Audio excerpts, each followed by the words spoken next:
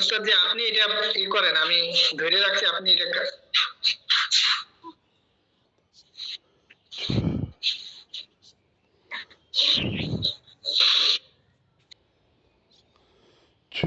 এখনো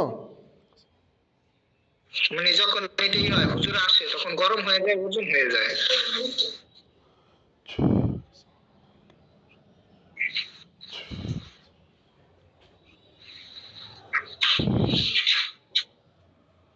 এই যে গরম হইতে শুরু করছে।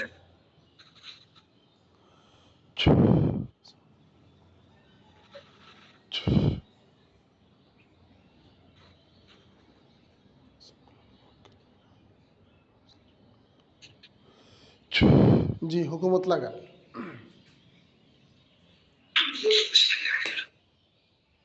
যে কোন একটা রোগী আপনি পরীক্ষা করেন।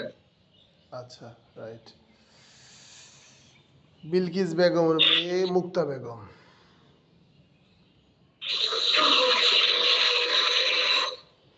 হুজুর কিন্তু আসছে হযরত, এটা ওজন হয়ে গেছে। আচ্ছা আচ্ছা আচ্ছা আচ্ছা, তাহলে যে কোনো রুগীদের ক্ষেত্রে মনে প্রয়োগ করলে ভালো হবে। জি মাহমুদা বেগমের মেয়ে তাহিদা নাজনীন, তার শরীরে যদি চালানে জিন্নাতের সমস্যা থাকে, হাত ডানে বামে হয়ে যান, এবং যদি আসরকৃত জিন্নাতের সমস্যা থাকে তাহলে বাম থেকে ডান দিকে চলে যান।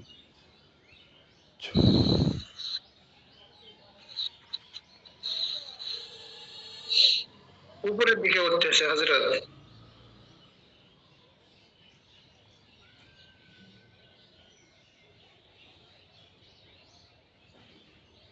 তো ডানে যাচ্ছে। জি আচ্ছা, পুরো ওজন হয়ে গেছে হাত। তাহলে চালানে জিন্নাতের সমস্যা আছে। আচ্ছা, ওনার জন্য যে ক্ষতিগ্রস্তগুলো করা আছে, এগুলা কি তার নিজের বাড়ির লোক না শ্বশুর বাড়ির লোক? যদি শ্বশুর বাড়ির লোক হয় তাহলে ডানে ঘুরেন, আর নিজের বাড়ির লোক যদি হয় তাহলে ডান থেকে বাম দিকে ঘুরেন।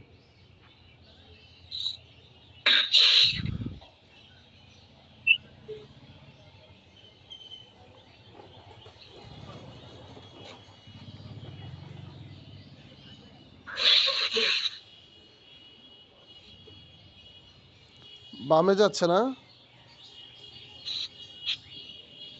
আমার দিক থেকে ডানে যাচ্ছে, আপনার দিক থেকে বামে। না, আপনার দিকে যেটা সেটাই ধরতে হবে। আমার দিকে তো, মোবাইলের দিকে তো, আমার দিকে তো। যে আমার দিকে ডানে যাচ্ছে।